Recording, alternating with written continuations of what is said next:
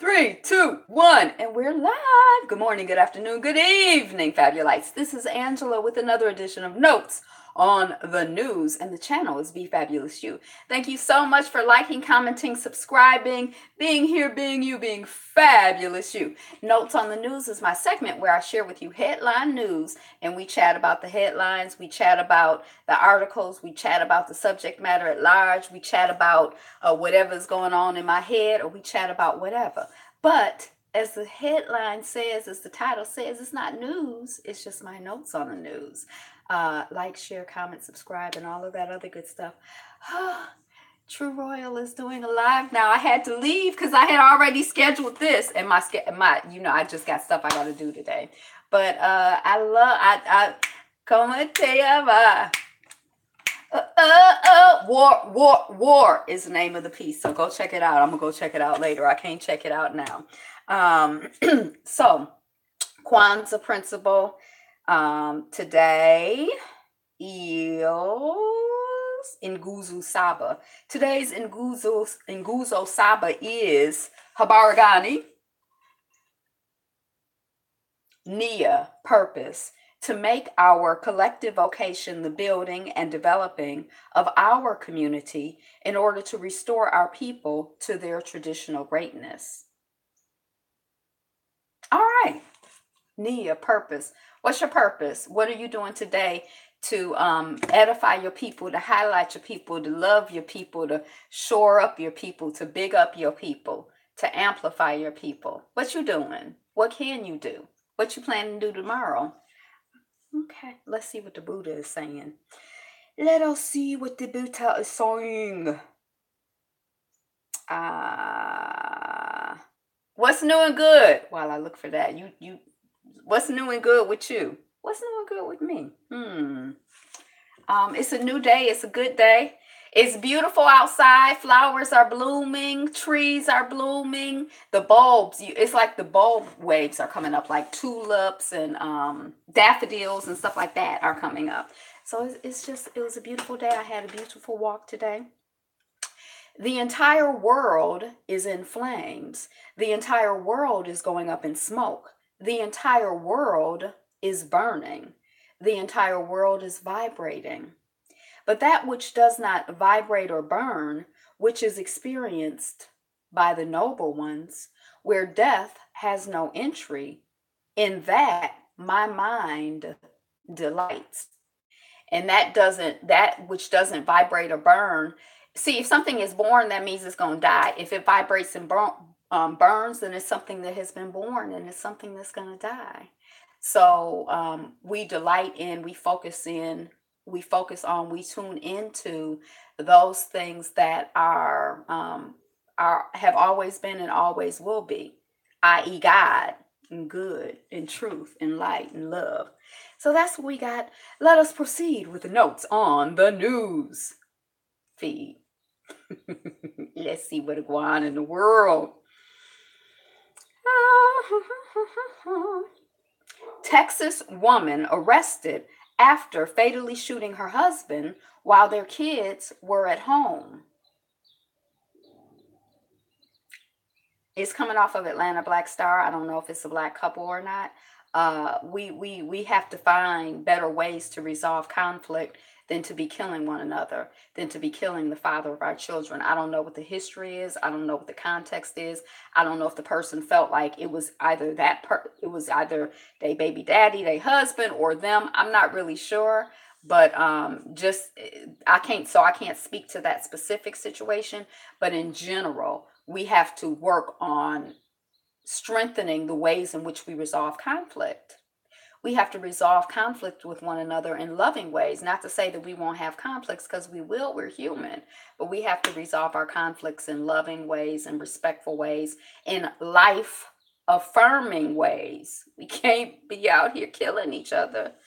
I don't know the circumstances of this particular situation, but prayers for the children who lost their father, prayers for the father, the man who has made and is making his transition for the family, the community, for all of us. May we all, be about the business of building and be about the business of creating.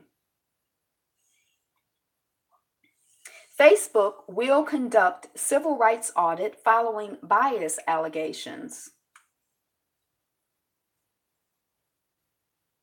A denim brand is selling. Oh, I gotta show if I can find the pictures of this because it's very it's kind of like the emperor has no clothes. A denim brand is selling some jeans. I think they're like $168. Extreme cutout is what they're called. And this is how they look. Now, the shot I saw was from the side, and you could see her booty and everything. Let me see if we can get that shot. Oh, it's not here. Yeah, it was just cut out. Extremely cut out. You too can get that for only $168. Okay. 5 ways your toxic friendships could be hurting your health. This just kind of got me thinking about, as I was kind of scanning it, how important it is to have healthy, life affirming, life giving friendships. In the same way that toxic friendships can hurt you, healthy, productive, loving friendships can aid you, can assist you, can help you, can support you, can build you, can grow you, can stimulate you, all of that good stuff. So be about the business of making friends, connecting with people, honoring relationships, building good quality relationships, because they're important. They add value to our life, they add value to our family, and they add value to our community. So I don't know what the toxic things are, but we're going to focus on the building and the healthy, life-giving things of having good relationships. The burned, dismembered bodies of 2 young Black men found in Oklahoma pond. So I think it's been 3 men. Hey, welcome on the chat. I think it's 3 men who cut these people up. And I think this is the second time I've kind of skimmed this story, and I suspect that it's the same story. This one right here is coming off of Atlanta Black Star. So rest in peace to those, people who made their transition. And, I know that they were greeted by the ancestors with love and warmth. Just what a shame and how disrespectful, to not only murder somebody, but then to disrespect their body. So they reported the 2 Black men missing on April 14th. So that's like just the other day. That's within the last couple of weeks, outside of Oklahoma City, and 3 white men have been arrested in connection with the murder. 21-year-old Alize Ramon Smith and Jerron Moreland's bodies were found dismembered in a pond by Moore County on April 18th. So they basically found them 4 days after they were missing. And then the people who they arrested were a 22-year-old, a 16-year-old, and a 43-year-old.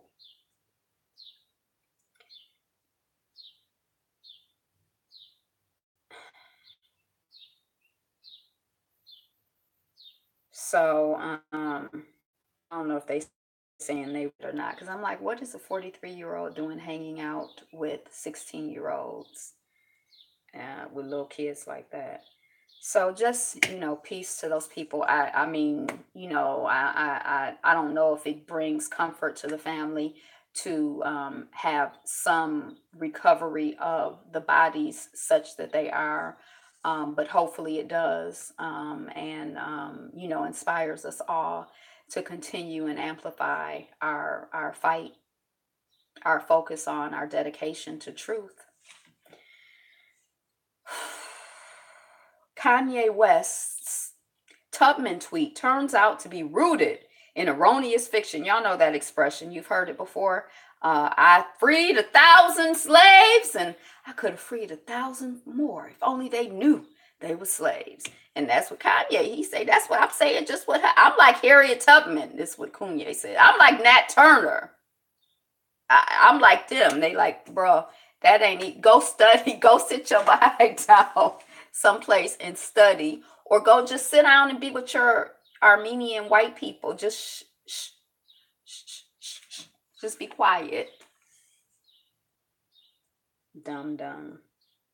And somebody today, I saw somebody talking about it today, and she's like, she knows him, and the last time she talked to him, it was after he had gotten married and had his first child, and she said he seemed like his regular self. She doesn't know if he's having a mental health breakdown now, because she did say that his mannerisms seem different to her, just from her personal experience. But she also said it might just be like a genius move to market his album, or to be the martyr or some bull. I don't know. Because I guess, this is another situation where I can't boycott because I don't patronize. I mean, I guess I boycott, but they ain't have my money anyway. So they ain't have my support, barely have my attention.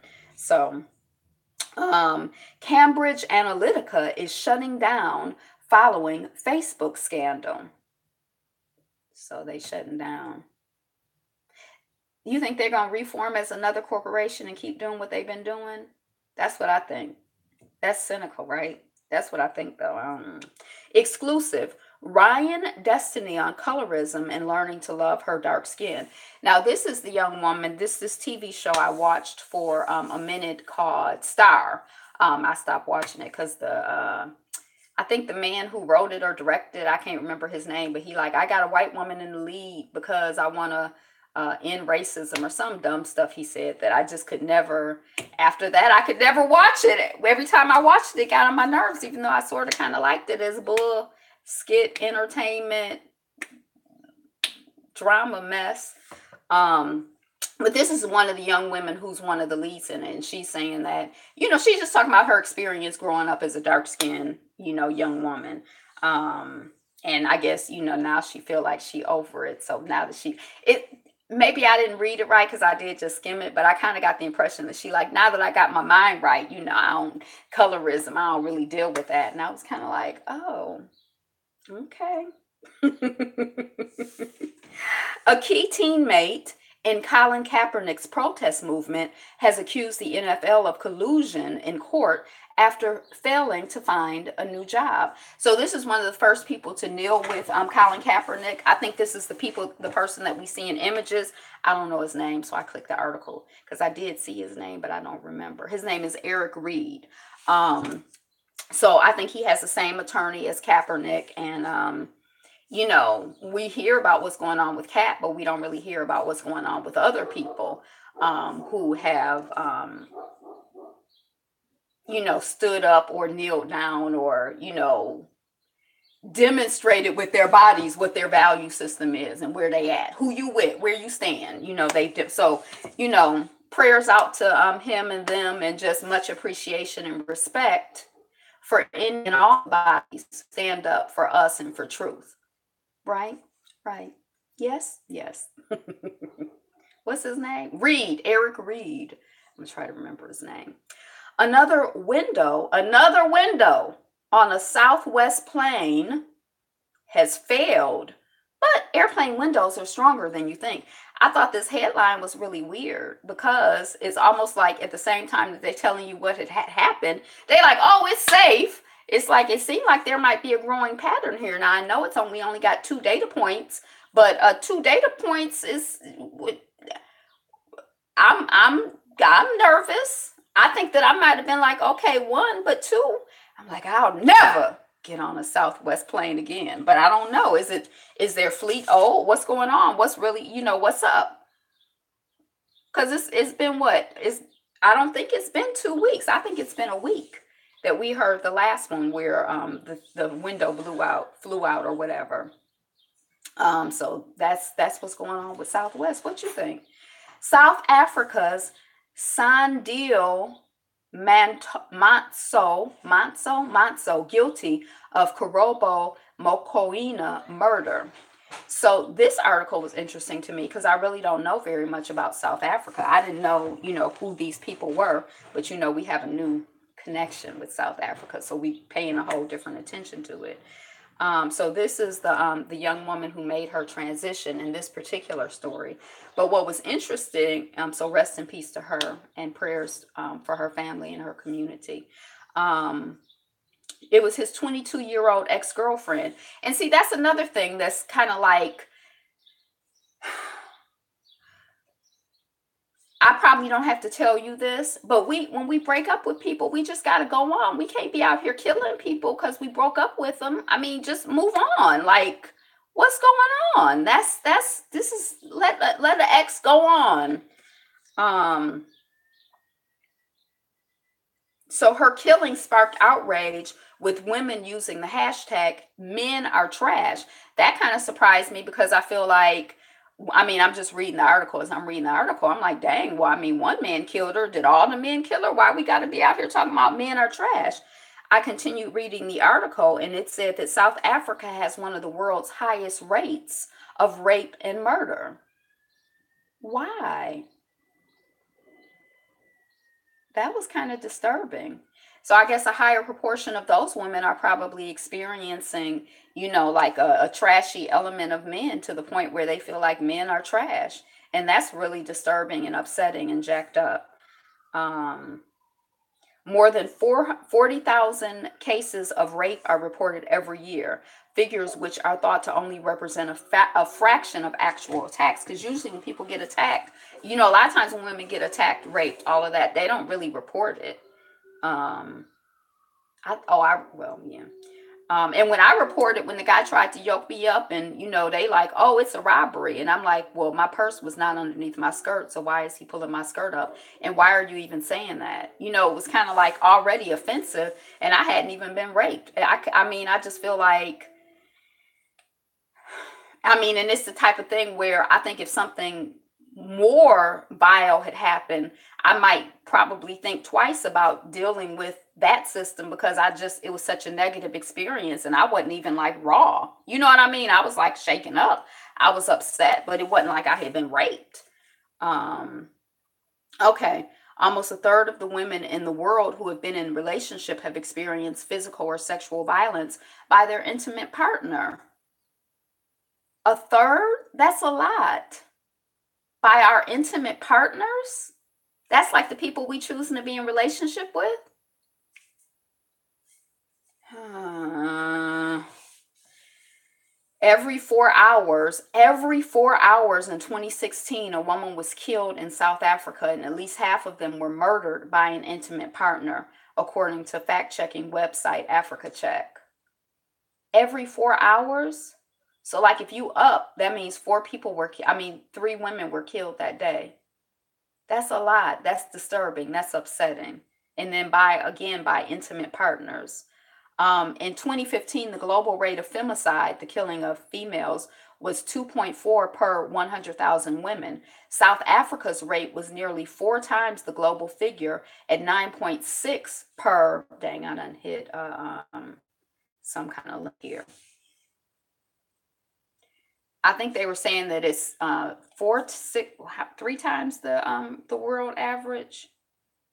I wasn't paying attention. 4 times the global figure. So it's 4 times worse in South Africa than the rest of the world or the world average, according to these figures. El Salvador, Jamaica, and Guatemala have higher femicide rate than South Africa. I've been to Jamaica. The man denied killing the woman, but he claimed he had disposed of her body after coming home and finding that she had committed suicide by stabbing herself. Can you commit suicide? Can you stab? You can stab yourself to death? That don't even sound like a viable story, bruh. Her charred remains were found buried in a shallow grave in a deserted field in Johannesburg after her family filed a missing persons report in April of last year. She had been assaulted, doused with acid, and then set alight. He confessed to murder as part of a ritual which would allow his business to prosper. They say the family is glad that they got the verdict that they got, but they question his mental state because he showed no remorse. He said he was just trying to be a positive influence in her life. I don't miss what the noise was. I was looking down. What was that? Okay, so the man who was Um, oh, wait. Oh, the judge's verdict comes after Zoli Kumalo, a female student from Durban's Mangosuthu University of Technology, was shot dead in her dormitory. The male suspect, a 23-year-old graduate of the university, was arrested at the scene of the shooting. Montos is to be sentenced on Thursday. So just prayers out, to any of us who are experiencing violence, in our intimate relationships, particularly.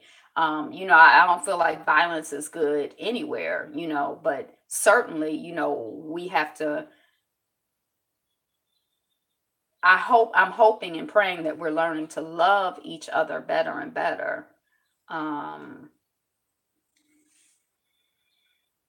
yeah.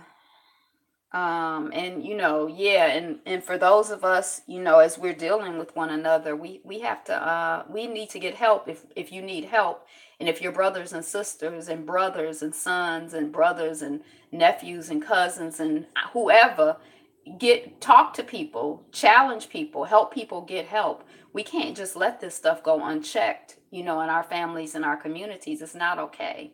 It's not okay. It's not a way to resolve conflict. Savannah plane crash, 5 dead in Georgia as military plane comes down. It was a really short article. What I was looking for specifically is, why did the plane come down? What caused the plane to crash? And I think that it's been hacked. The article was very short and it just said that it crashed. It didn't really say why or how or any theories. I think that the Russians or the Chinese or whoever took the plane down. Like, I think they're practicing and demonstrating that they have control over the a lot of the systems, the computerized systems of the United States. That's what I think is going on. Chrissy Teigen says her nose has gained weight during her pregnancy, and it turns out that's a real thing. Yeah, didn't people know that? It's a real thing. That's a headline now. We know that.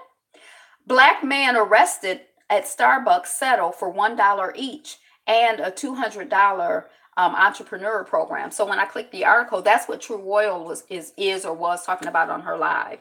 But I knew the story. When I left her live, somebody was just reporting it, so I didn't even really get to hear her take on it specifically.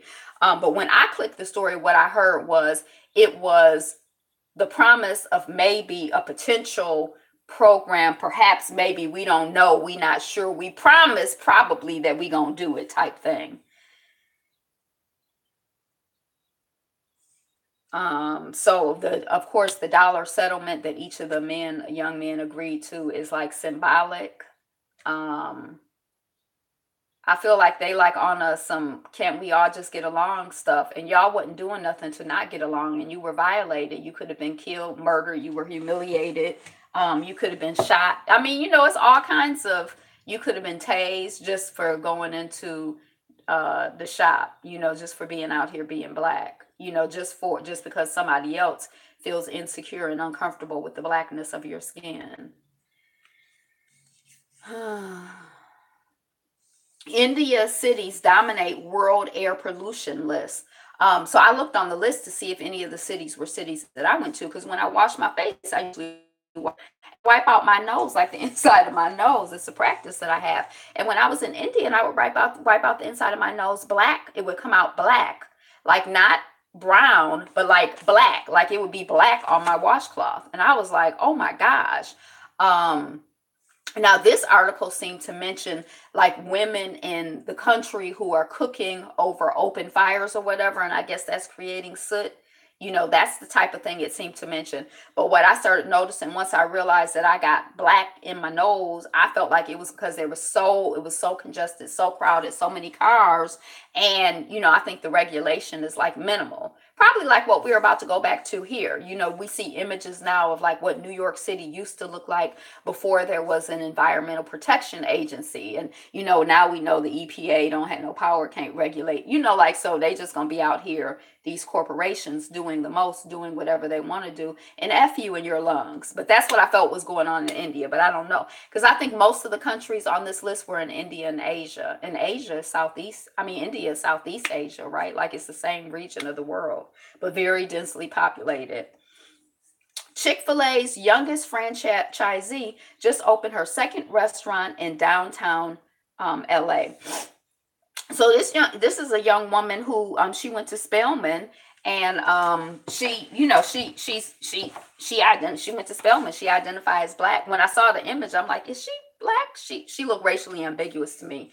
I wasn't quite sure, but I think she identifies as Black. Now I have a personal Chick-fil-A is a company that I do have a personal boycott on. Hey, Rowdy Chica. Yeah, that's her right there. So we'll give her 5 claps for what's her name? Her name is Ashley Lamont.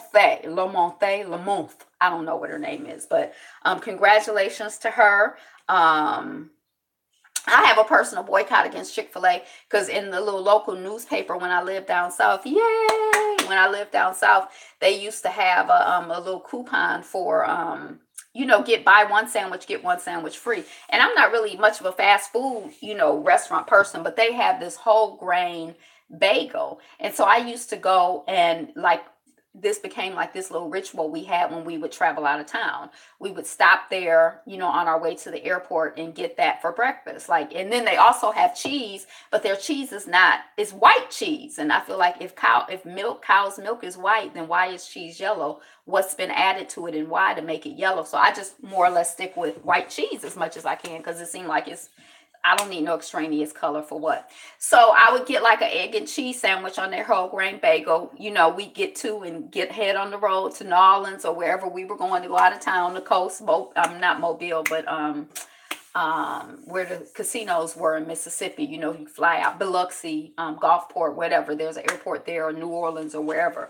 And so they had these little coupons in the paper that said, buy one sandwich, get one sandwich free. And so one time we went there to get our sandwich on our way out of town, and the person is like, we don't want it with any chicken. We don't eat chicken. We vegetarians. And they're like, well, it's not a sandwich if it doesn't have meat.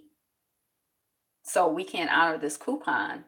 And I'm like, it is a sandwich if it doesn't have meat. And so we had this whole back and forth, and they wouldn't honor the coupon. And I mean, it was like, how much is a breakfast sandwich? 99 cents, $2, $5. I mean, it was just like the principle and the point. I was kind of like, and so I wrote a letter to the company. And they never responded. They never acknowledged it. So I was like, you ain't got to tell me twice that you don't want my money. I mean, I don't spend that much money there anyway. And I know I'm not your primary market because you are a chicken shack. And I don't eat chicken. And I don't really eat fast food. But you ain't got to worry about me trying to. Is peanut butter, is a peanut butter and jelly a sandwich? Is an egg sandwich a sandwich? I don't understand. Yeah. So, but anyway, congratulations to her. And, their little waffle fries used to be good. So, I personally I did implement a boycott, my own personal boycott 5 years ago. But so I won't be going there, but I do applaud her on her. She's the youngest. She's got 2. She out here doing the thing. So congratulations if that's the thing she want to do. I can't remember what she said her age was, but she was working at Chick-fil-A, I think, to help her pay for college. And see, I also like the idea in theory that they were spiritually based, like that they were Christian based and they didn't open on Sunday or whatever there. But then there was something else that happened politically, and people were lined up around the corner to support Chick-fil-A. And I just kind of felt like whatever I can't remember what the political thing was, but it was like, that's not really my kind of place, so I definitely, if I was even thinking about changing my mind, it like cemented it, like I ain't going there. But she was working there to go to school, to pay for school. And the person, her supervisor or whatever, was like, well, you should consider leadership. And I think that Chick-fil-A has the type of franchise where everybody can't get a franchise. They have to approve you, if I'm not mistaken. They're very selective in who they work with. So I guess it's congratulations. Yeah, we gave her 5 claps. We gave her 5 claps. We're going to keep our eye on her and send prayers out to her that it's a wonderful experience for her and her family and her community, and that she adds value and that they know what a sandwich is. Obama to deliver a high-profile speech at Mandela event in South Africa.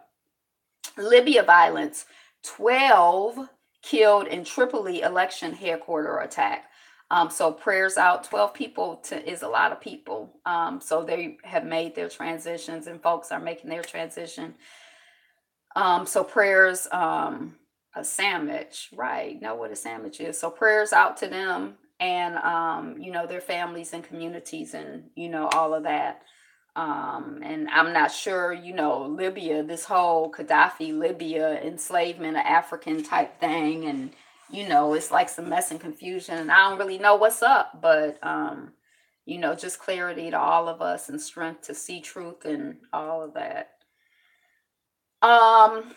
Regulars, strangers flock to Waffle House as company pledges to donate months worth of profits to victims' family. This piece was coming off of Atlanta Black Star, and I actually thought it was a very well written piece. It focused on one of the people who was actually there the night that the 4 people were murdered at Waffle House. And he was saying that he never really thought of it as like his family or his community. It was like just a place that he went because he had to go, or because it was like open. It wasn't any place that he felt attached to. And now his whole perspective has changed on it. And he didn't want to go back, but then he went back. And, the waitress who was always there has hugged him. And, she is wearing a shirt that she made that says Waffle House Strong. And it was just like a really interesting piece. Like, for example, they say that if you're on an elevator, normally you get on an elevator and you get off, and you don't really build any bonds with the people who are on the elevator with you. Y'all just transient together. It don't really mean nothing. But let that elevator stop, like be broken down, and you in this elevator with 2, 3, 5, 10 other people, y'all start to build relationships and bonds. You have a shared experience together. So it sounds like that, that is the experience that the person had at Waffle House, It's a fly over here. Oh, I think that's nice of the Waffle House. I mean, it's kind of hard to, I guess I kind of have mixed feelings about I think it's yeah. Because then the next day at the other Waffle House, they, arresting the woman, jumping on her, pulling her breast out and carrying on. So, it kind of like, I don't know. But that's good. And I guess people are flocking there, because one of the things that happens with terrorism is that, the idea or the concept is like, well, we'll make you afraid to move in the world. We'll make you afraid to live. We'll make you afraid to, be you and be out here doing your thing. So, to overcome that in spite of whatever fear you might have, and to like still continue to live and go to Waffle House, is, I guess that's like a victory in a way. Ashley Graham praised for unedited swimwear campaign. So I saw it, and I could see her little arms, like where the skin wasn't perfectly smooth or whatever, and it was kind of like, okay. So she got she's just showing like a real human body, which we see in real life. Most of us see real human bodies in real life. But it did seem weird to me when I saw that image. I'm like, I can see those lines. But, in real life, you see lines all the time. But I was kind of like, oh. So, but anyway, that's good, I think. The more we get used to, seeing even idealized versions of real bodies is good, because we real people. We not plastic. 3 white men arrested after dismembered bodies of 2 black men found in pond. This is modern day lynching. So this is the same story I talked about at the top. I think that all of killing and dismembering and shooting and like all of that. I don't know why we need to say modern day lynching as opposed to just lynching. I don't know if lynching specifically refers to hanging people. We talked about this just the other day, but it's terrorism. It's like the terrorizing of black folks. That's how I feel.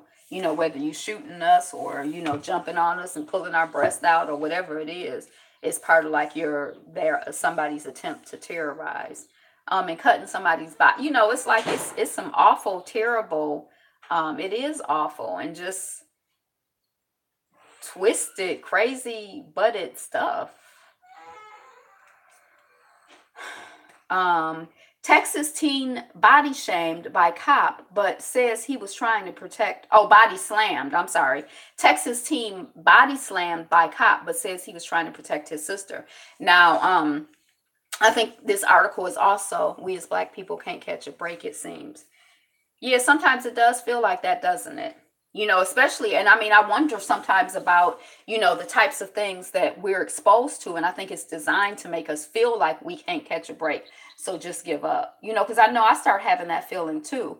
But it's sort of like, well, why am I getting this news? Now, this particular headline was interesting to me because the little boy said, or the young man, I think he's a teenager, but he was trying to protect his sister. And the reason that I wanted to just pause on this story is for exactly what we're talking about. We have this I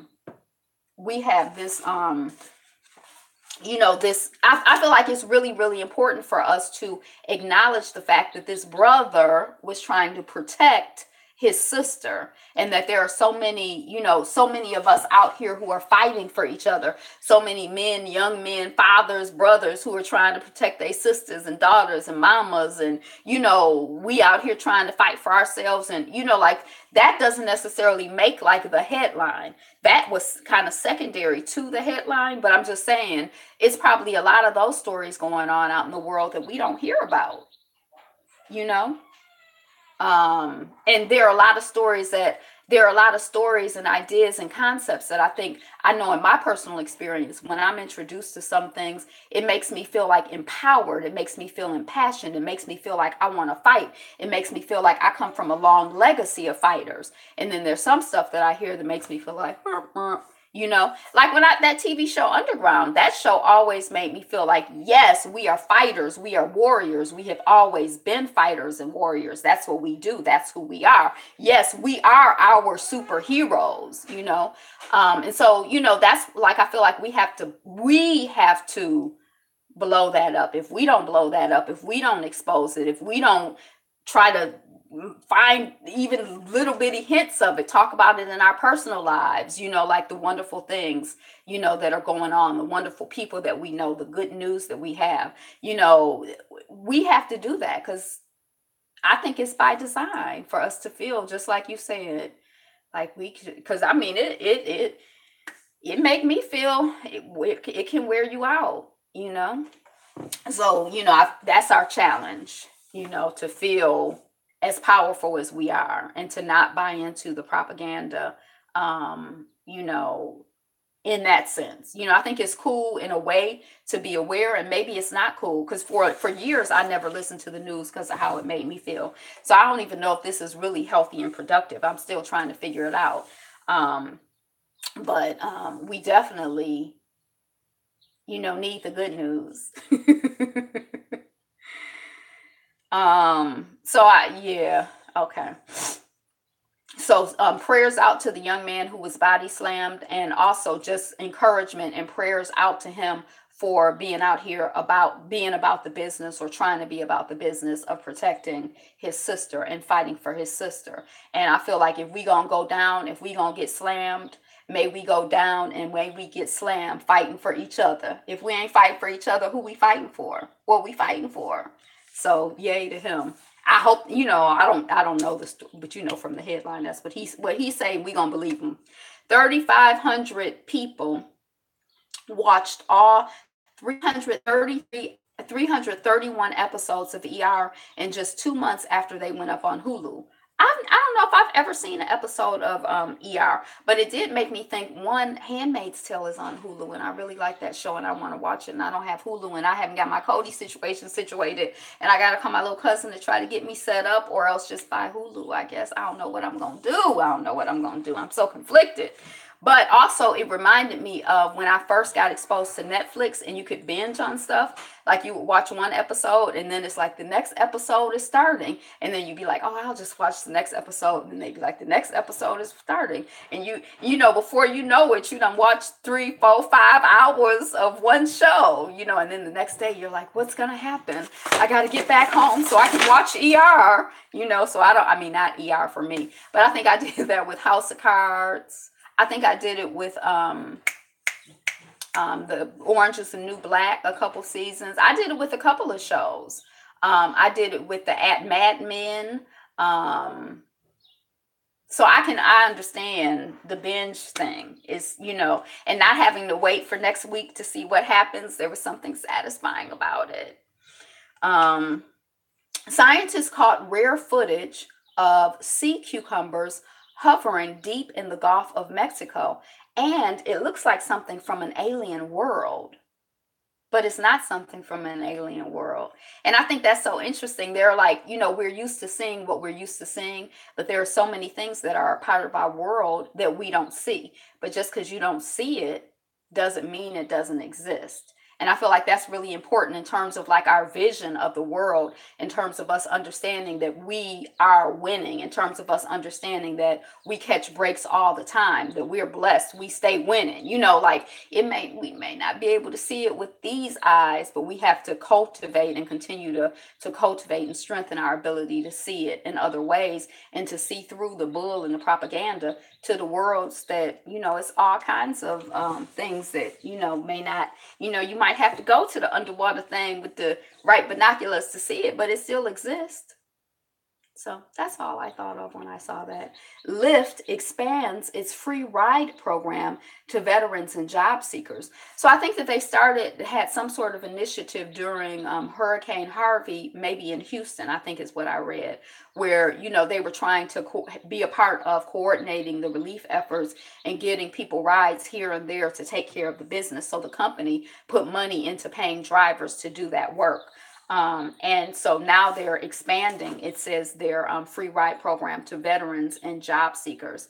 So I like to hear that. Again, I feel like my new standard for dealing with companies needs to be that they are actively demonstrating that they are for me and not just for making money. So I'm not a veteran or a job seeker, but I like the idea of a company that is demonstrating something. Now, sometimes they pretend, or demonstrate something and they still ain't about skit, but at least try to show me, it's kind of like if somebody is trying to court you, they supposed to come with something. Now, you may not believe them. You may think that they talking mess, but at least come and talk mess. You know what I mean? Like, I feel like the companies at least need to be like, oh, we love you and we value your business. Like it was at Sam's Club when you're like, did you find everything all right? And you'd be like, no, I didn't find so-and-so. They'd be like, oh, I'm so sorry. But at least they say the stuff. They don't mean it, but still. So I got my eye on Lyft. That's good, Georgia, aka sorority advisor, accused of pimping out pledges to help pay initiation fees. So this story, it was about a week or 2 weeks ago when we first heard about it. I still haven't read an article about it, and I don't know what I hope that it's not true. You want to be an AKA? Like, I know a lot of people, even a lot of the people, a lot of the people on YouTube are like, oh, the Divine Nine, the fraternities, the sororities ain't boo-boo. I think there are different ways of looking at it, but I still think that I can see, like, I feel like everything is not for everybody, and your path and my path may be different, and what helps me to grow and develop as a person may not be the same thing that helps you to grow and develop. But if this helps you to grow and develop as a person, to be more community minded, to like connect more deeply with your history, to align with your brothers and sisters, I'd have to see some really compelling evidence for me to really be mad about it, so I'm not mad about it. Again, when I read When and Where I Entered, I was like, okay, I could see something positive and productive here. My mama is in a sorority. My daddy is in a fraternity. My grandmama was in a sorority. I come from, people who are sorority, fraternity people. I'm not bad. I didn't turn out that bad. But we can't be out here pimping out the pledges now. No. And there are some twisted, crazy people in the world, but let's hope that this is like some kind of misunderstanding. A South Korean reporter wore glasses on TV. Glasses on TV? In a dramatic break with the country's insane beauty standards for women. So I guess wearing glasses is like ugly. They like, oh my gosh, she's got glasses on TV. It's like a big deal, I guess, that the woman wore glasses on TV. Well, it's high time that they saw a woman wearing glasses on the TV, South Korea.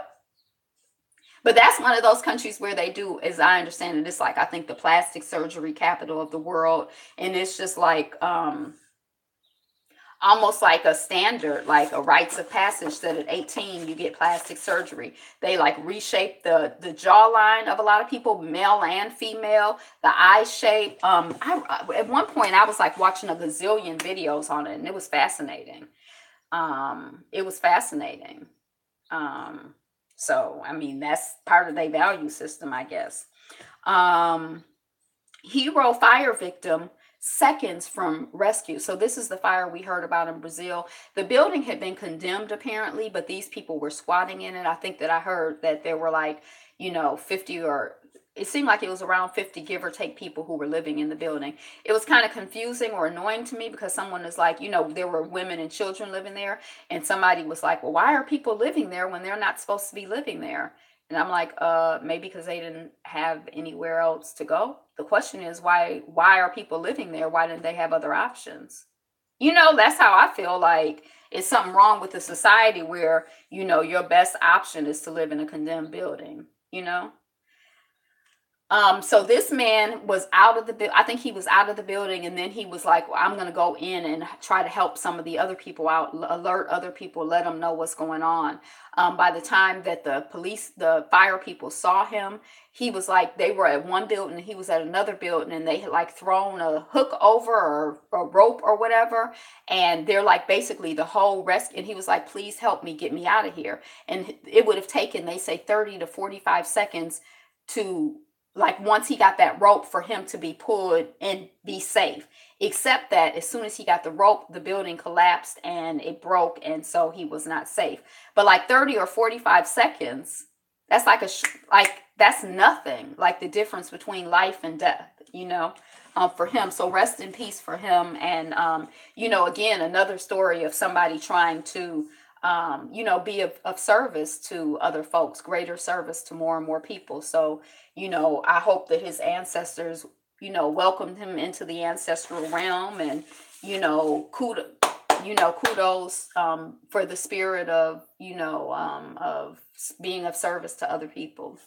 And may his soul rest in peace, and peace to his family and his community. They're still not really clear about how many people. I think that,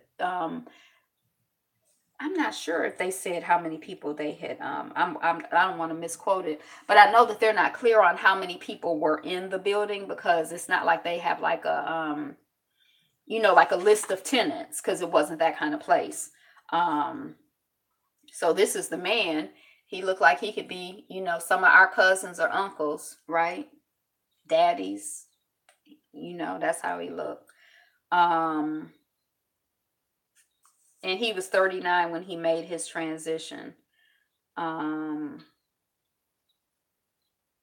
250 people are believed to have been staying in the crumbling 26-story tower.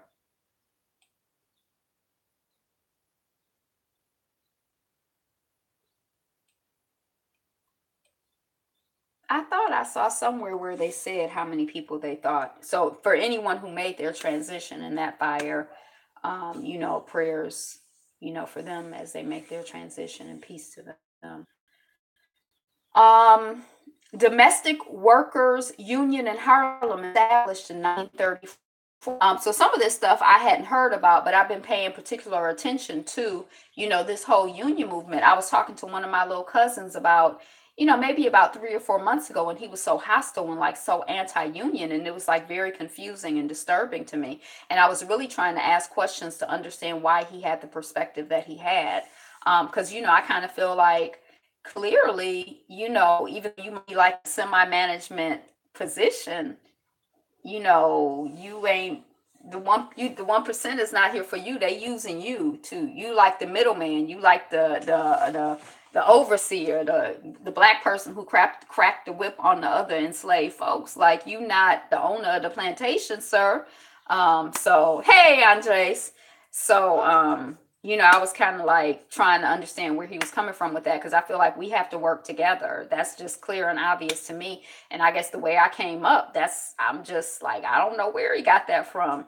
So we haven't really had a chance to have any big conversation about it. And I didn't want to attack him and be like, you ignorant little, but just trying to process it.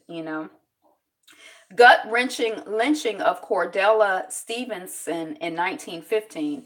So I think her son, she say her son was gone, but they accused her son of doing something, and they kept coming to her asking where her son was, and she like, he moved to Detroit or wherever, he don't live here anymore, and they kept insisting that her son had done something.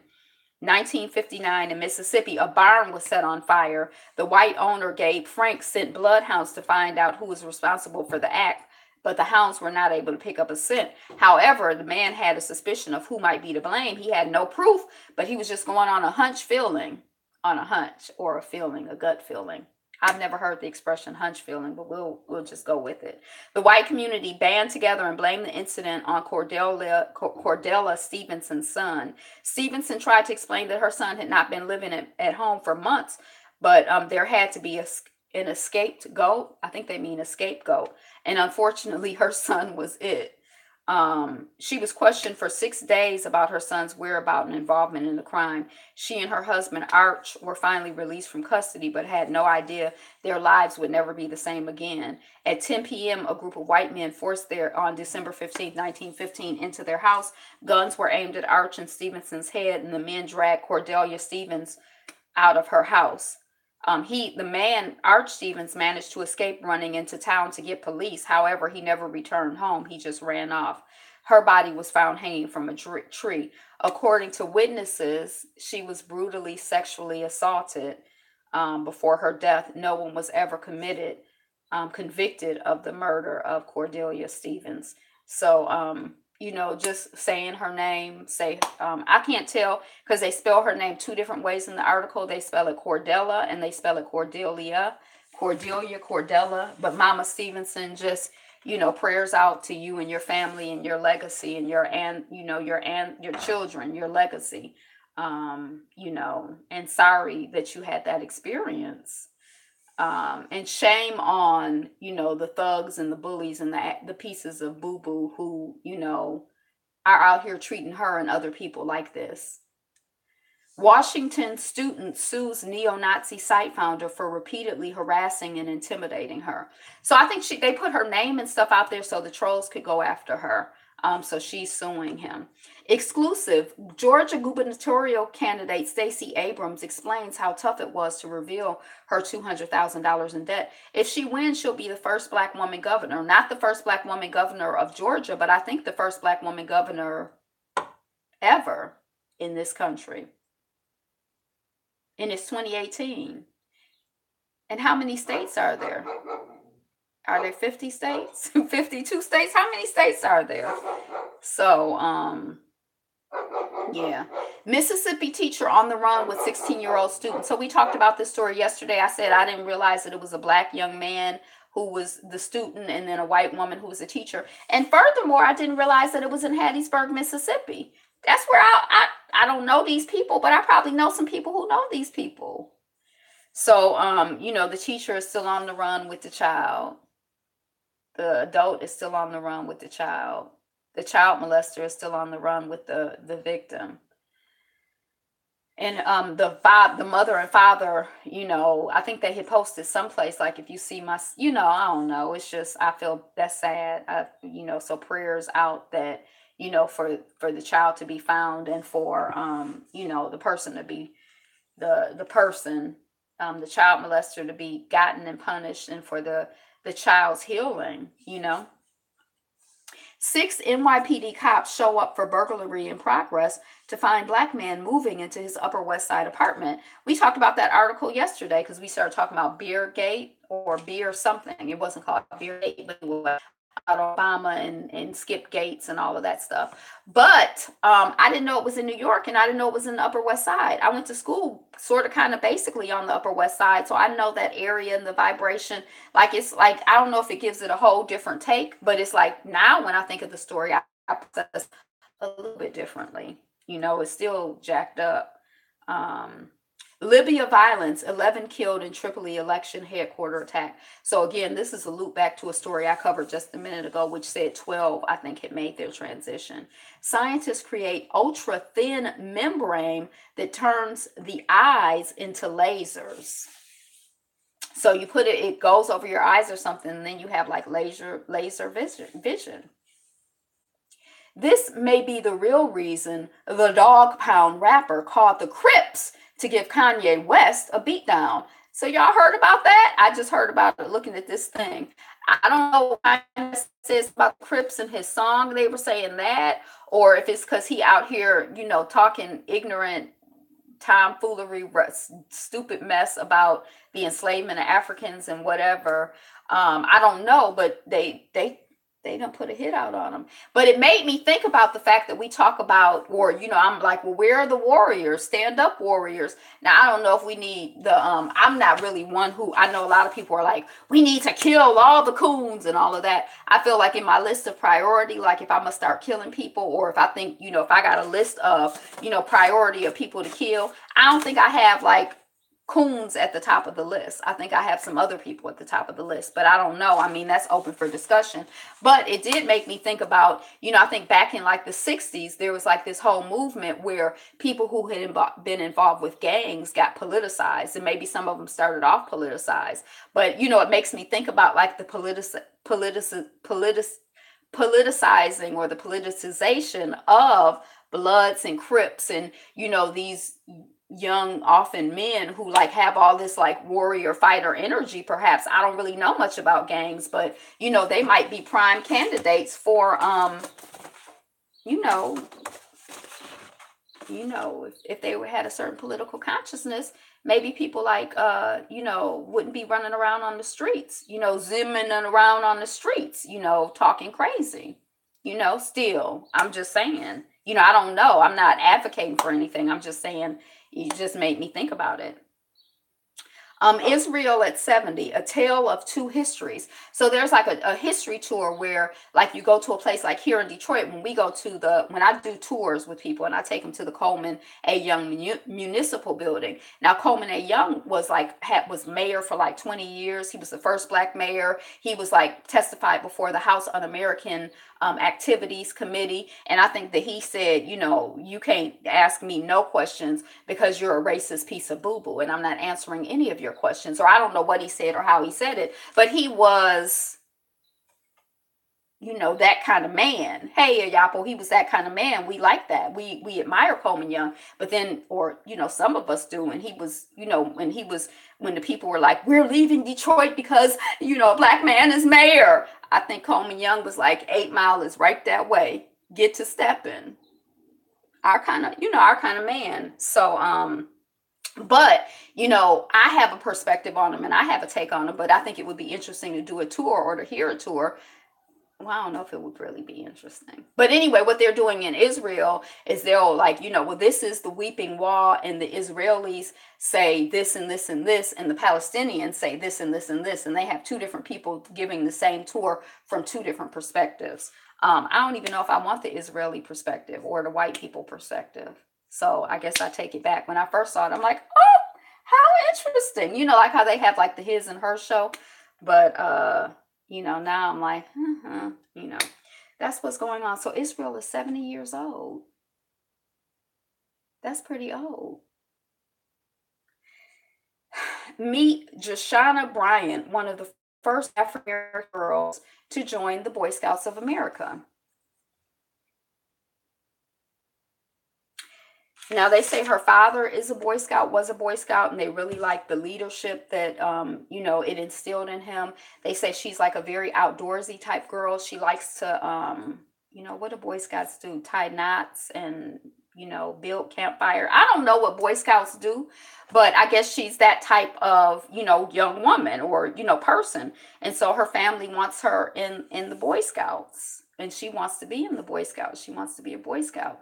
But it's kind of confusing to me. At first, I was kind of like, well, why don't she join the Girl Scouts? But then I'm like, maybe the Girl Scouts are baking cookies and she don't want to bake cookies. Maybe she right? The Girl Scouts are selling cookies. They ain't even selling cookies that they baked. Somebody else baked them cookies. The Girl Scouts are out here selling cookies. She doesn't want to be in the Girl Scouts. She want to learn how to, I probably need to be a Boy Scout, learn how to like tie knots, because it's, tying knots, it sounds simple, right? Like just tie a knot. But there are like 800 million knots. Why don't I know anything about the knots? Why don't I know anything about, how to build a campfire? What if some stuff go down? Selling cookies ain't gonna help me. I'm gonna have to know how to, build a fire. I'm gonna have to need to know how to put up a campsite. I'm gonna have to. So maybe she's that kind of. She wanna, that's her. So yeah, I was kind of confused at first, but now I'm kind of like, hey, I mean, I feel like follow your heart if that's what she interested in, and that's where it's like my first husband was a scientist, a physicist, and people are like, black people don't do. I want to be in the universe, but we all have our crosses to carry. My first husband was a physicist, and people would be like, oh, well, black people don't do science and math, which we know is a lie. But like this idea that like there are certain lanes that we can be in because of our color or our gender or, or what somebody thought was our gender when we were born or whatever. Maybe we should just, be in the lanes where our hearts take us.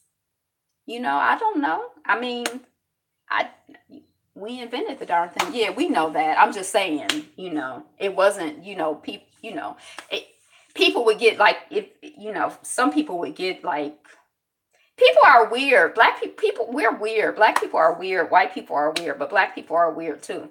Because I think they would get like intimidated and not really, I don't know. That was a whole nother story. Okay, so anyway, we gonna give Jashana Bryan, I'm giving her 7 claps for following her heart and her family and supporting her in it. And if some stuff go down, I'm gonna be looking for, I done lost her name, I'm gonna be looking for her, to show me so I can know how to, survive in the wilderness and tie knots. It's knots for every occasion. Just like the Eskimos know a million different names for snow. The Boy Scouts probably know a million different names for knots and a million different purposes. So hand claps for the child and her family. Hold on one second. I lost my place. She is not a boy. No, she's not a boy. They probably should just call it like the Outdoor Scouts. But it's weird because I feel like, I don't know. I mean, that's like a whole thing.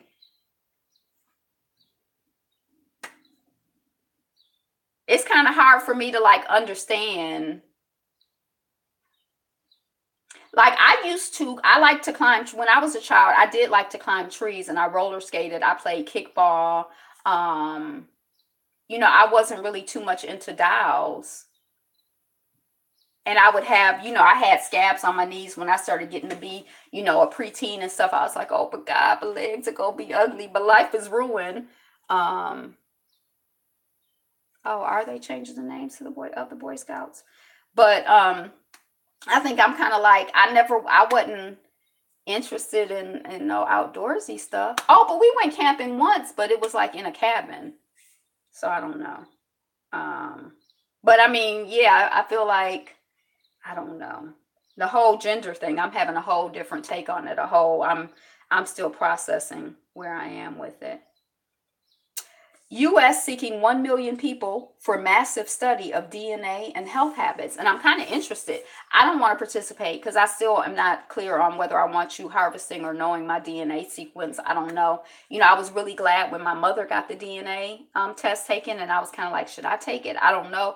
So I'm just holding off on it because I don't know. But I am interested. They're going to be looking at, they say. They are going to be looking at, they say, DNA as it relates to, your health issues and what you eat, genetics, lifestyles, environments from all walks of life, why some escape illness and others don't. Now, one thing, I don't know if you can see stress on the DNA. They are dropping the name Boyd. Oh, okay. But then, like the boys club, I used to go to a boys and girls club. So yay. But I do think it's a conversation about, spaces for boys and spaces for girls. Because I feel like I've spent a lot of my life being in spaces that are specifically designed, I guess never for girls, but for women. I've been like in a lot of spaces that are just like women only. And I feel like those spaces are really important. And I've cultivated, I've created spaces for girls, just for girls, and I feel like those are really important too. Um, so I don't know. I mean, but I do think like the last time that we did Project Goddess, we did a Goddess on the Go segment, so that we could learn how to change the oil and stuff like that. Like did I learn? I think I learned. I don't know. I don't know. I know how to check the oil. I don't know how to change it. But I feel like why, yeah. I feel like we should, maybe it shouldn't be so. Some things shouldn't be so isolated because that's how we sometimes take advantage of. So anyway, it'll be interested the YMCA and the YWCA. Yeah. Now here in Highland Park, they're right next to each other. And when I was growing up, everything was at the YMCA. It was at the well, one, I can't remember which one it was, but we just called it the Y. But then the other one had been turned into a shelter for men or something. A shelter. I think it was like a single room occupancy type hookup. Blues Mart shuts down following smart luggage battery ban. Yeah, we just called it the Y. Why? Why did you call it the Y? Why say why?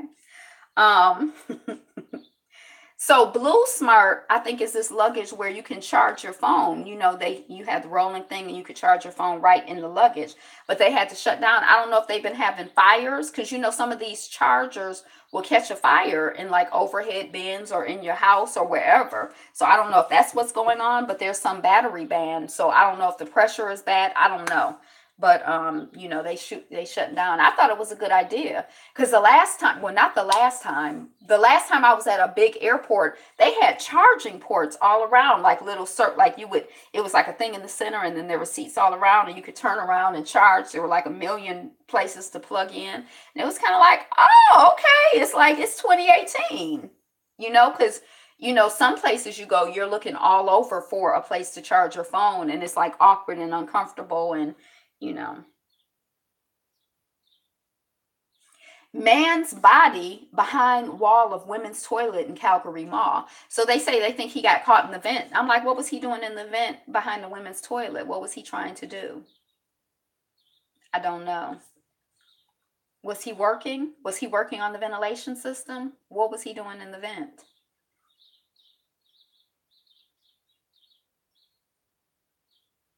Oh, like it's a self-charging, like when you roll it, it like generates electricity. It's smart. I think you got something there. Um, So I don't know what this man was doing behind the toilet.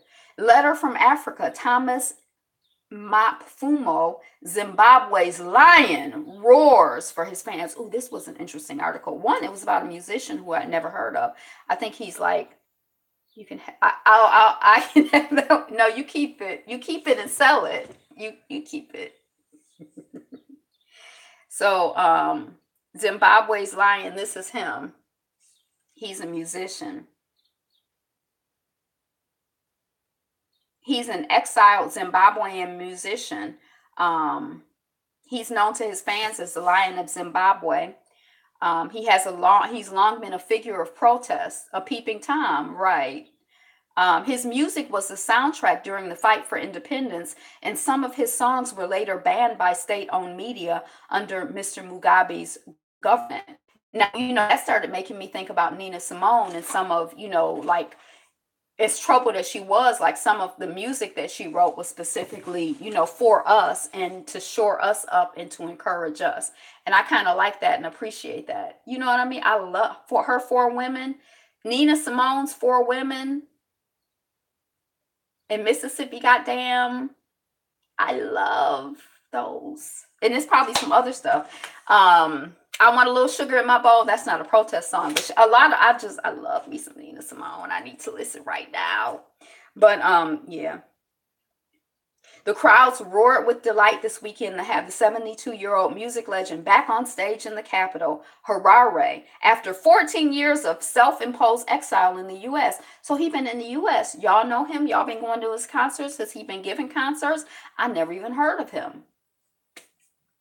He played until the early hours of Sunday morning, revealing a deep nostalgia for his distinctive style of struggle music known as chimaranga. Yeah.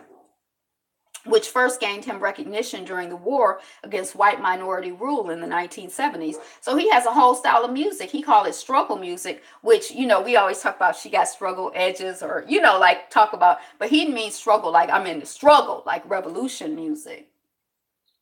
And a haunting combination of electric guitar and traditional instruments, in particular the mbira or thumb piano, it evokes a deep sense of spirituality rooted in folklore. The lyrics in the Shona language that are sometimes difficult even for fluent speakers to understand or work out their deeper meaning.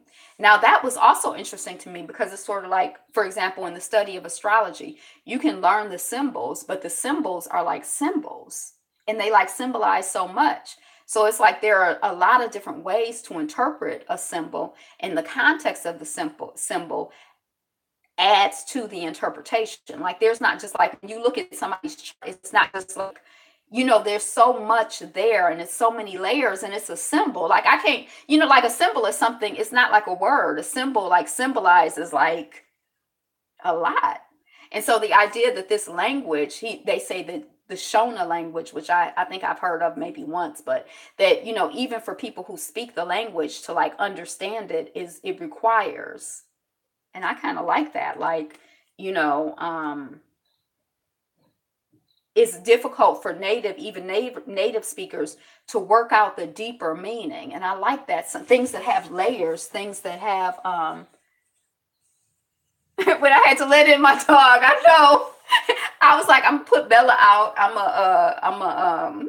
put her out. I'm gonna turn on the light. I'm gonna do this, and I forgot all about her. He tweeted some of his class tracks.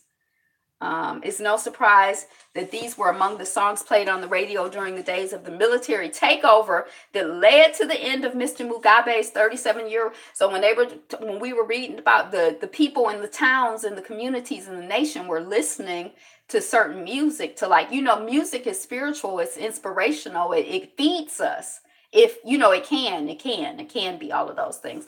So like the idea that they were, when I was listening to Mama the sisters, I was just on the live before I came here. I can't even now remember what she was playing, but when she started, she was playing music, and it was like, yes, like music, yes. So anyway, he messed up. The dreadlock musician told me before his concert that Mr. Mugabe only had himself to blame for his rushed exit from office. Corruption is bad. It is everywhere. If I meet Mugabe, I would tell him, you messed up. He messed up, said Mapfumo, I don't know, who is pencil thin and whose baritone voice still makes him a focus of attention. The lion, he began singing when he was 16. He moved to Mbare Township at 10. He joined his first group, the Hallelujah Chicken Run Band. The Hallelujah Chicken Run Band. Now, who came up with that name? Who gonna join a group called the Hallelujah Chicken Run Band? Okay. He began to sing in Shona. He founded Blacks Unlimited in 1978, dubbing his new sound Chimurenga music. Good name. Oh, you think it's a good name? Arrested by Rhodesian authorities in the late 70s, detained without charge for several weeks. See, people want the power of music. Why they out here arresting musicians? Why they out here arresting writers and artists? He released his album Corruption in 1989, went into exile in the early 2000s. He's affectionately called Mukanya, the praise name of his Shona clan, referring to its totem, the baboon. See, if I called him a baboon, it would probably be offensive. But if they called him Mukanya, it's like you come and said hello.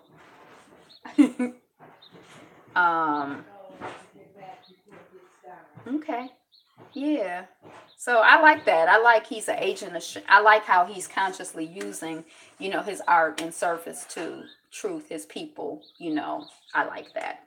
We like that. So Thomas Mapfumo. Mapfumo. I need to check out some of his music. I don't speak Shona, but maybe it speak to my heart. There was a there's this woman I used to listen to, and she was speaking in she was from Cape Verde. I think she was speaking Brazilian, I'm not sure.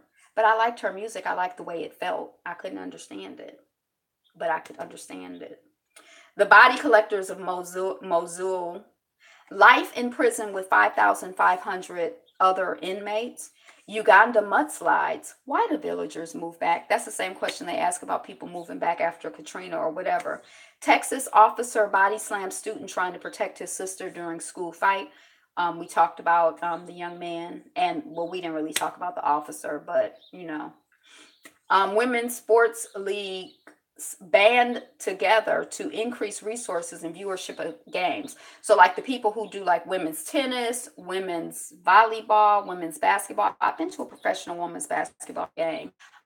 You know, they're going to try to get together and support each other. Like the commissioner of this sport will go to that sport and try to big up and like, you know, increase the, you know, cross promote. That's what I think they're saying. Facebook is trying to close the book on Cambridge Analytica. They trying to close the book. They like, the door is closed. The door is closed. That's over. We done. We moving on. We got this innovation and that. And that's what we were talking about yesterday. I'm like, dang, Facebook is, you know, they got a lot going on because they figure they done they testifying and they over. They finished. They done. How one Globetrotter wants to be the first Black woman to travel to every country. And I was like, they have women Harlem Globetrotters? She's not a Harlem Globetrotter. But she just a Globetrotter. Like she trots the globe. She likes to travel. She said she's been to 106 countries. She's she's been to 106 countries. Oh my gosh. And there are 195 countries under the UN, you know, whatever. So, you know, the countries, the number can change, but like it's basically 200 countries. And she's been to half the countries in the world. Now, I wonder in a lifetime if you could like have a quality of experience of traveling to like, you know, all of the countries in the world. Or is it like a day here, a day here? You know, like any tropical climates. Yeah, she spent time in Africa. St. Kitts. She's been all over the place. I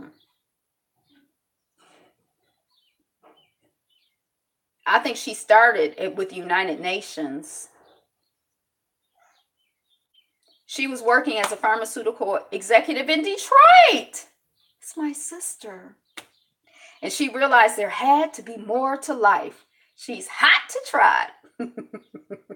She hit the road. First, she taught English in Japan. Then she attended grad school at the London School of Economics. She later took a job in UN, which took her to Benin, which we've talked about, and Italy. She found a unique travel agency called Global Jet Black. Oh, I like that. Jet, like a jet setter, or Jet Black, like Black Jet, Global Jet Black. So I guess we could Google that.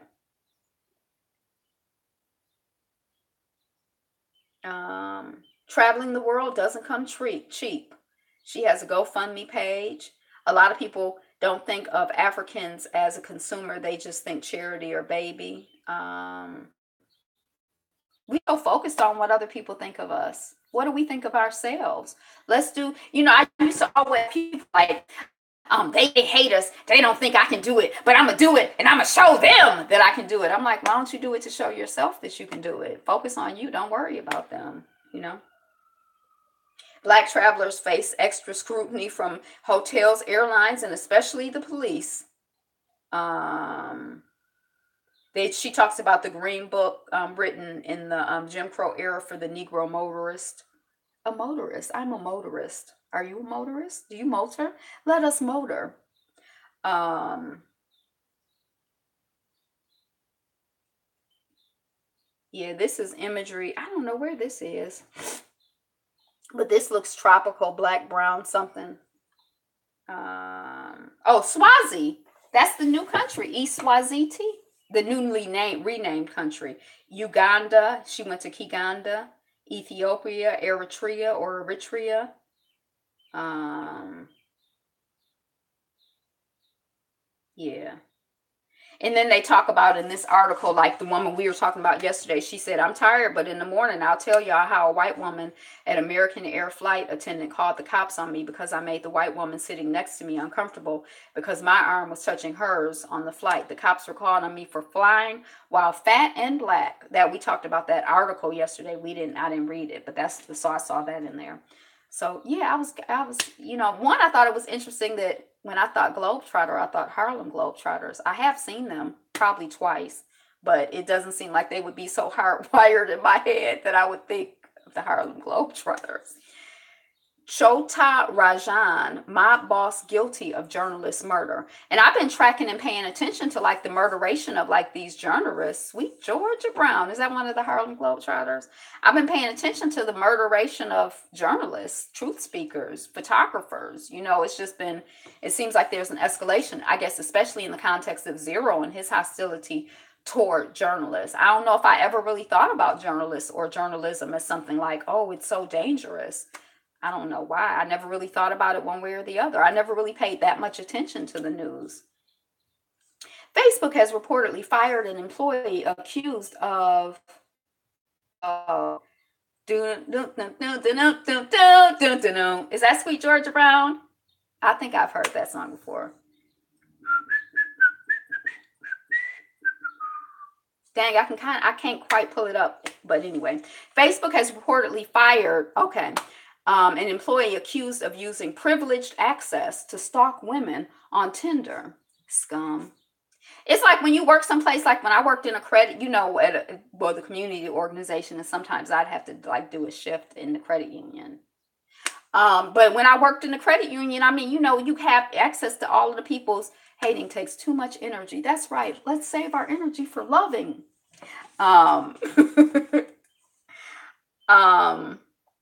But you'd have access to people's information, but you can't be out here like, oh, you got $20,000 in your account. Let me try to, I don't know what's wrong with people.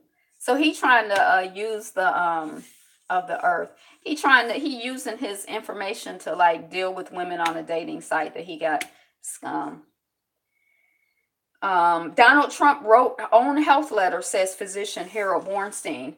You think the one that says he's the greatest on earth, he's the most healthy of all the presidents that ever lived?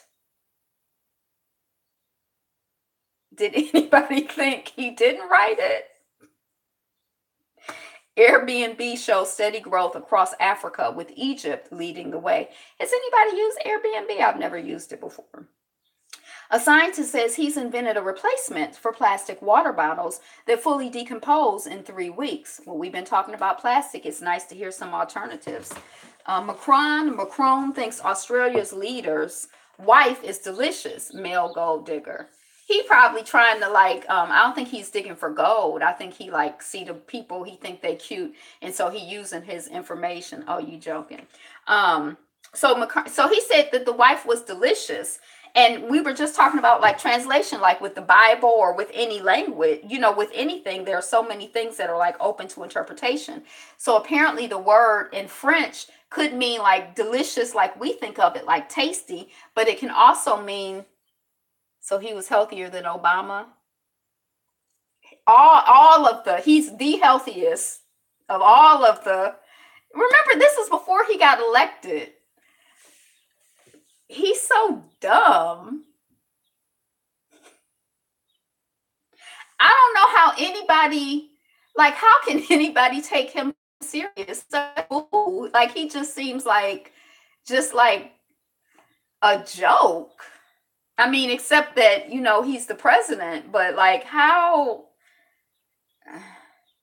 I think that really says something about, being a white man.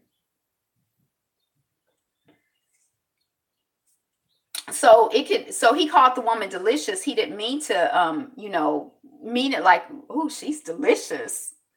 But it could be used to describe a very tasty meal, but it could also be used to refer to something very good or agreeable, and that's like, connotation, like, when you translating words, I remember my preacher giving this talk about like love, and he's like, we have one word for love, but the Greeks, I think, have like several words. Like there's agape, because we had an agape house in my church when I was growing up.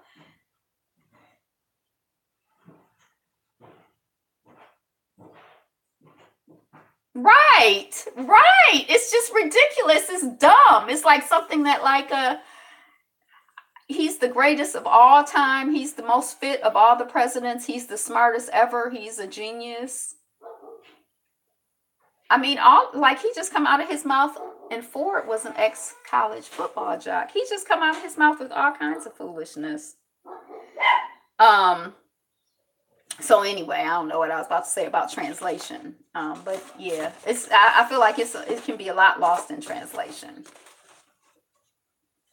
Armenia crisis, protesters bring cities to standstill after vote. So yesterday I had 32 ounces of water. I had 7 servings of fruits and vegetables, 1 apple, 1 orange, 1 serving of dates. Like I got these little itty bitty tangerines, but I had like 9 of those. So I'm counting that as 3 servings.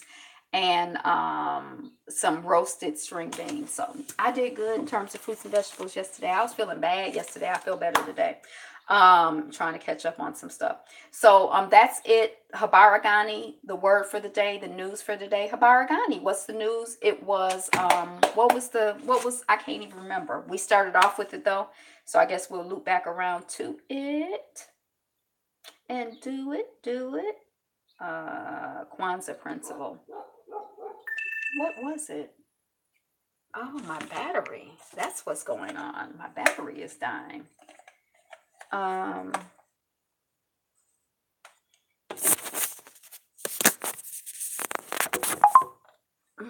Okay, let's see if we can get this Kwanzaa principle. Dang, I'm trying to remember what it is. I should know because we talked about it already.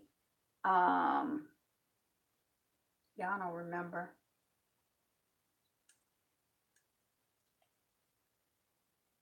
Okay.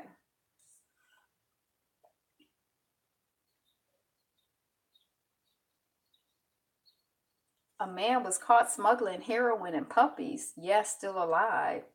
I hope that's not your good news report today. Oh, that the puppies are still alive. That's the good news. Oh, Nia.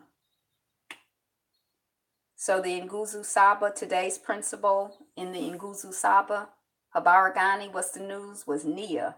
Purpose. To make our collective vocation, our group job, the building and developing of our community in order to restore our people to their traditional greatness. It is odd. That's odd. That is odd. So that's what we got for that.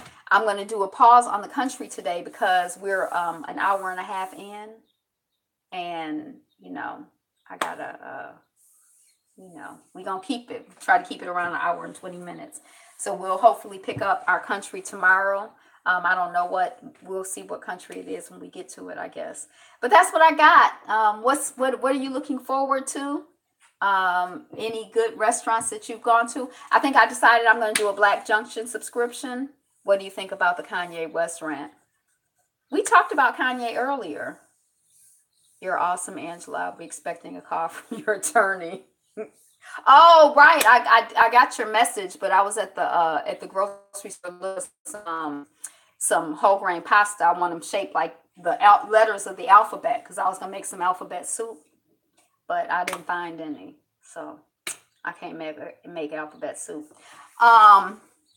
So any good news? Any good Black restaurants? So I'm gonna do Black Junction. I think I decided I'm gonna do Black Junction. I'm gonna give them my money. I'm gonna give them some money, I guess.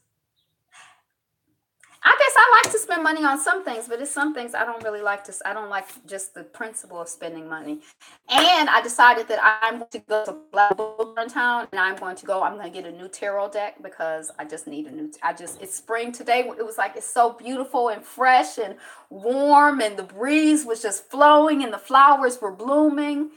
Oh, they're doing a promotion now, and I'm like, I'm going to go and I'm gonna go and get me a new tarot deck, and I'm gonna get me a Peter's map from the. I don't know. We have a Peter, but I'm gonna get. So I'm gonna go spend some $10 at that bookstore. I'm gonna go do Black Junction, and there was something else I had planned to spend money on, and now I can't remember what it was. So it's kind of a trip how little money I spend when I'm paying attention to it, because it's like I have to make myself go out, spend money with Black people, circulate the money. I'm like, I'm just gonna keep it right here. I'm hoard it. I'll keep it right here. But that's what I got. So anybody have any? Buy a copy. Oh, I should buy a copy of this Black.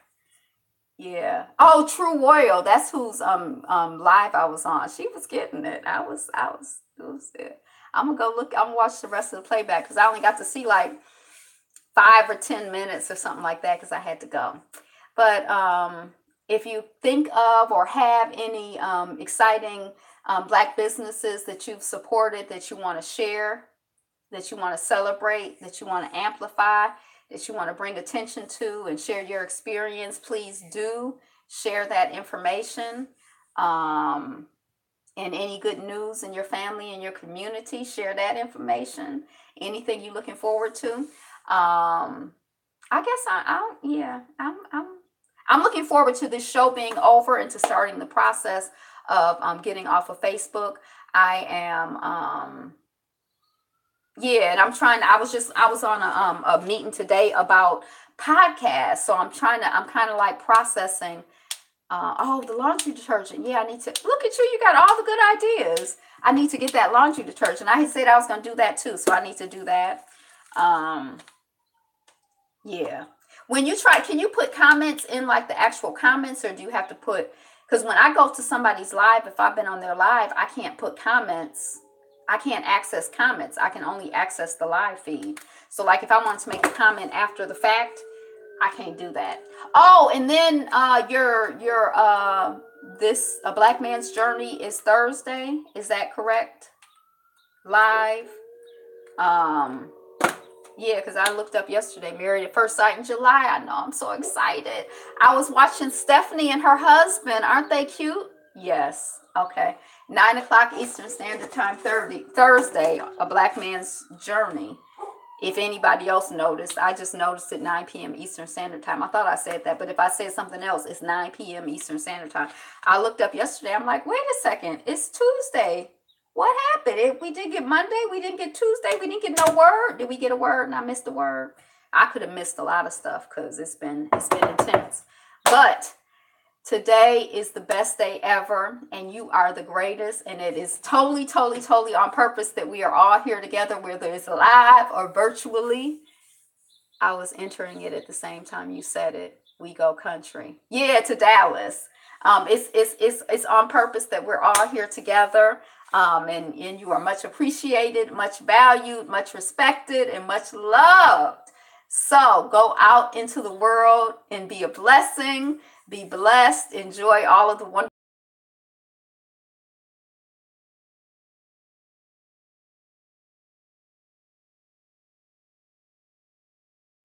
Be you. Be fabulous. Be fabulous. You.